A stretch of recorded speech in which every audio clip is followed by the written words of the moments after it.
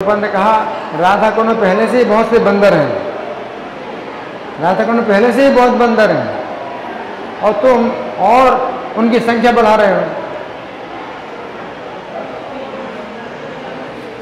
एकांत में जो भक्ति है उसके लिए बहुत बल चाहिए। जैसे हरिदास ठाकुर है ना, तो एकांत में भक्ति करते थे, लेकिन उनकी एकांत में भक्ति का कारण ये नहीं था कि भाई वो एकांत में भक्ति करेंगे, बल्कि कोई मिलता नहीं था, कोई भक्त मिलता नहीं था, एकांत में भक्ति करते थे। लेकिन बाद में हरिदास ठाकुर भी जो है जब अद्वैताचार्य से मिल गए तो फिर एकांत की भक्ति बंद हो गई उनकी, अद्वैताचार्य के साथ में ही जो है रहना और उनके के साथ में सुनना और सुनाना और प्रीतिपूर्वक। इसके बाद में अद्वैताचार्य ने हरिदास ठाकुर को प्रभु चैतन्य महाप्रभु के समाज से मिलाया, तो फिर पूरे श्रीवास ठाकुर के घर में जो है रात भर क्या होती थी, कथा और कीर्तन। तो श्रीवास ठाकुर के घर में रात भर कथा कीर्तन होती थी। तो जो चैतन्य महाप्रभु के समाज में आ गए, फिर कोई नहीं सोचता कि अलग से मैं भक्ति करूँगा, अलग से भक्ति नहीं। तो ये जो है बहुत गलत विचार है कि इस कौन को छोड़ करके हम अपना एक और अलग से समाज बना लें, गलत विचार है। प्रभुपाद की इच्छा है कि आप जो है और नए मंदिर बनवाओ और मंदिर नए बनाओ मंदिर और प्रचार करो, लेकिन एक ही समाज में रहो, प्रभुपाद के ही परिवार में रहो। तो यहाँ पर बताया गया है तेसाम सतत युक्ता नाम भजताम प्रीतिपूर्वकम। तो प्रीतिपूर्वक भजन करना है, और प्रीतिपूर्वक भजन करने का मतलब क्या है, परस्परम परस्परम प्रीतिपूर्वक, एक दूसरे के साथ हमें प्रीति का संबंध बनाना है। और प्रीति के संबंध कितने प्रकार से होते हैं, 6 प्रकार से। ददाति प्रतिग्रहणाति गुह्यमाख्याति पृच्छति भूंगते भोजयते चैव षड्विधम प्रीति लक्षणम। कुछ देना और कुछ लेना।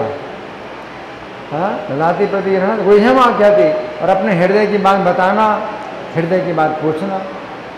फिर भूंगते भोजयते चैव, कुछ खाना और कुछ खिलाना। तो प्रसाद खाना, आपके हाथ से प्रसाद लेके खाएं और अपने हाथ से प्रसाद आपको खिलाएं।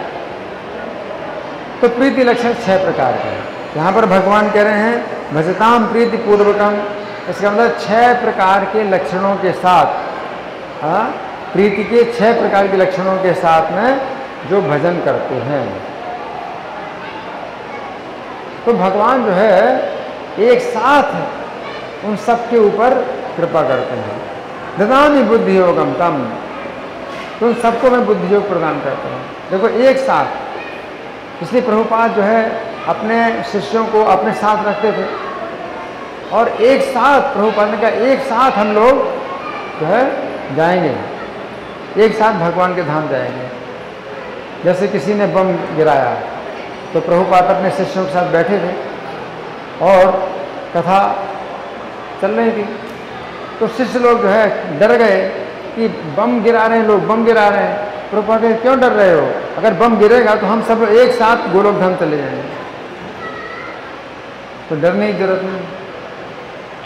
तो भगवान जो है जब भक्तों के समाज में जब देखते हैं कि परस्पर प्रीतिपूर्वक श्री कृष्ण का भजन कर रहे हैं, तो भगवान सबके ऊपर समान रूप से प्रसन्न होते हैं और समान रूप से सबको क्या करते हैं, गाइडेंस देते हैं।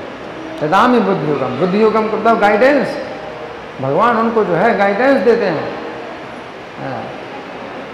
बुद्धि योग प्रदान करते हैं। कैसे बुद्धि योग प्रदान करते हैं, ये न माम अपयांति, जिसके द्वारा वे मेरे निकट तक आते हैं। तो यहाँ पर भगवान जो है एक साथ की बात करते हैं कि सब साथ साथ फिर क्या होते हैं, भगवान के धाम में भी जाएंगे। ऐसा जो है ये भक्तों की संगति होती है ना, कि हम जन्म जन्म साथ रहेंगे। अगर आएंगे तो फिर से आएंगे, तो भौतिक संसार में भी रहें तो भी साथ साथ रहेंगे। तो ये संबंध अगर भगवान को केंद्र बना है तो ये संबंध जो है ये टूटता नहीं। तो ये जो है भगवान को केंद्र बना करके अगर कृष्ण का भजन करते हैं तो वो जो संबंध है वो टूटता नहीं है और बाकी भौतिक संसार के सब संबंध टूट जाते हैं। तो जीव है वो अभी किसी को पिता बनाता है, फिर दूसरे जन्म में दूसरा पिता बनता है, फिर तीसरा पिता बनता है, कोई किसी के साथ नहीं रहता।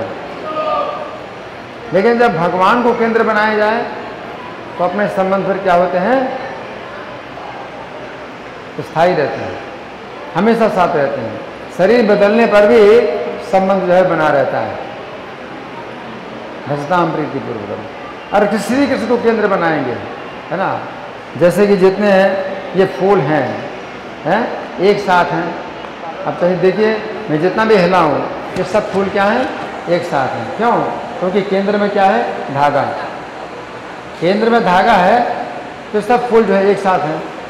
इसी प्रकार से अगर हम भगवान को केंद्र में रखते हैं तो हम भी एक साथ जुड़े रहेंगे, एक साथ जुड़े रहेंगे, हैं। चाहे कितनी भी हवा चले, चाहे जितना भी हो, ये सब फूल एक साथ जुड़े हुए हैं क्योंकि धागा केंद्र में है। अगर केंद्र को छोड़ दिया, कृष्ण को केंद्र छोड़ दिया और अपने को केंद्र बना रहे हैं तो भौतिक संसार में हर कोई अपने को केंद्र बनाता है, अपने को केंद्र बनाता है तो एक दूसरे से नहीं जुड़ सकते, कभी नहीं जुड़ सकते, है ना। तो भजताम प्रीति पूर्वकम ददामि बुद्धि योगम तम ये न माम अपयान्ति। तो भगवान कहते हैं उनको मैं ऐसा बुद्धि योग प्रदान करता हूँ। जैसे श्रीमद् भागवत में 10 प्रचेता, ये जो है राजा प्राचीन मही के 10 पुत्र हुए, 10 प्रचेता। तो ये 10 के 10 एक ही नाम के थे, एक ही गुण के थे, एक ही स्वभाव के थे और हमेशा साथ रहते थे, इसलिए नाम भी एक ही रखा, एक ही नाम रखा। क्योंकि हमेशा साथ में रहते थे इसलिए कोई आवश्यकता ही नहीं थी कि कौन कहाँ है और किसको आप बोल रहे हो, किसको आप नहीं बोल रहे, किसको आप पुकार रहे, किसको नहीं पुकार रहे, साथ ही रहते। और जब राजा प्राचीन मही ने उनको आदेश दिया कि वन में जाके तपस्या करो, भगवान को प्रसन्न करो, तो वन में गए। तो जब वन में गए तो 10,000 साल तक तपस्या की उन्होंने, एक साथ तपस्या की, एक साथ तपस्या की। तो भगवान ने जो है उनको एक साथ दर्शन दिया, 10 को एक साथ दर्शन दिया। मतलब कोई छोटा बड़ा नहीं है कि किसी के ऊपर ज़्यादा कृपा, किसी के ऊपर कम कृपा, बराबर 10 को भगवान ने एक साथ दर्शन दिया। और भगवान जो है कहते हैं कि तुम लोगों की प्रीति पूर्वक व्यवहार से मैं बहुत प्रसन्न हूँ। तुम लोगों आपस में जो प्रीति है एक दूसरे के साथ में, इससे मैं बहुत प्रसन्न हूँ। तो भगवान जो है हमारा भक्तों के साथ में कैसा व्यवहार है, इसको देख करके भगवान जो है बहुत प्रसन्न होते हैं। और उसमें क्या होता है कि एक दूसरे से सुनना है, एक दूसरे को सुनाना है। इसी प्रकार से श्रीमद् भागवत में नारद जी की पिछले जन्म की कथा आती है। तो नारद जी की पिछले जन्म की कथा आती है तो वो दासी के पुत्र थे और वर्षा के 4 महीने में कुछ ऐसे भी साधु लोग थे जो कि एक स्थान में ठहरे थे। बरसात में क्या होता है, अभी आजकल तो पक्की सड़कें बनी हैं, पहले पक्की सड़कें नहीं होती थी, कच्ची सड़कें होती थी और कच्चे रास्ते होते थे। तो बरसात के दिनों में क्या होता था, सब रास्ते बंद हो जाते थे, कीचड़, कहीं पानी भरा हुआ है, कीचड़ है ना, सब रास्ते बंद हो जाते। तो जो विचरण करने वाले, जो यात्रा करने वाले साधु लोग होते थे, क्योंकि पैदल चलना होता है तो पैदल के रास्ते सब बंद हो जाते हैं। एक स्थान में 4 महीने तक उनको फिर रुकना ही पड़ता है। तो एक स्थान में जब 4 महीने तक रुके तो 4 महीने तक वो रुके तो क्या करते थे, एक दूसरे के साथ में क्या करते हैं, कृष्ण कथा करते हैं, एक दूसरे के साथ कृष्ण कथा करते हैं, है ना। तो दासी पुत्र जो नारद, हाँ, इस बार दासी पुत्र थे, तो वो जो है इन भक्ति वेदांतों की कथा को सुनता रहा बालक, और उनकी शिक्षाओं को ग्रहण करता रहा, उनका जूठन ग्रहण करता रहा। तो क्या हो गए ये नारद, अगले जन्म में क्या हुए, नारद मुनि बन गए। एक दासी पुत्र जो है क्या बन गया, नारद मुनि बन गया, है ना।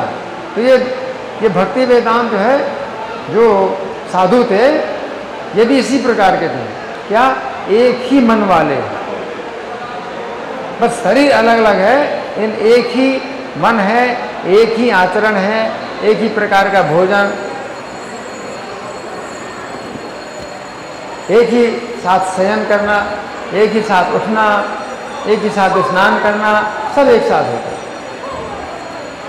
जैसे हमारे मंदिर में भी जो ये पीले कपड़े वाले भक्त हैं, तो पीले वाले कपड़े वाले भक्त हैं, इनका भी जो है मतलब रहन सहन बिल्कुल एक साथ होता है। अब यहाँ पर 40-45 भक्त हैं, तो इनको जो है एक गोपी भाव प्रभु हैं जो कि इनको अपने साथ रखते हैं, और इनके आदेश पर जो है सब 40-45 भक्त एक साथ उठेंगे, एक साथ स्नान करेंगे, एक साथ यहाँ पर आएंगे, मंगल आरती के पहले आ जाते हैं, तो एक साथ जप करते हैं, फिर मंगल आरती में रहते हैं पूरा सवेरे का कार्यक्रम, फिर सवेरे कार्यक्रम के बाद यहाँ एक साथ बैठ कर ये जप करते हैं। इसके बाद फिर जो है भागवतम क्लास, एक साथ बैठ के क्लास सुनते हैं। इसके बाद फिर क्लास के बाद एक साथ बैठ करके प्रसाद ग्रहण करते हैं। ये 40-45 भक्त हैं, सब एक साथ रहते हैं। तो ये कलयुग में भक्ति संभव है, लेकिन सतयुग में कौन सी विधि है, ध्यान है।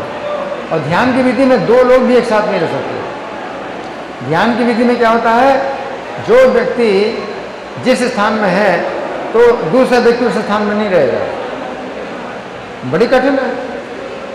ध्यान में जो है दो लोगों का भी साथ होना मना है।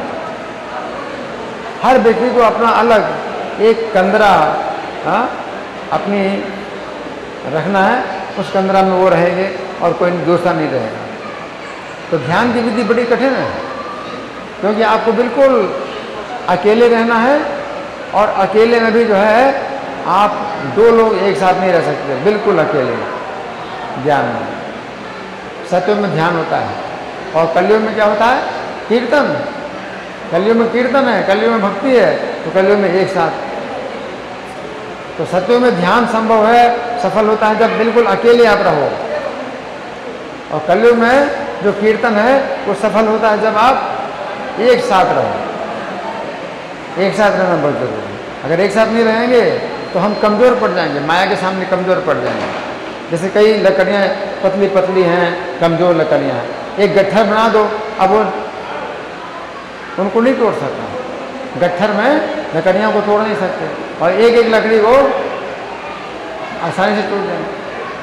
तो अगर आप अकेले भक्ति करते हैं तो माया आपको तोड़ देगी। अगर एक साथ भक्ति करते हैं, एक साथ भक्ति करते हैं तो माया नहीं तोड़ पाएगी।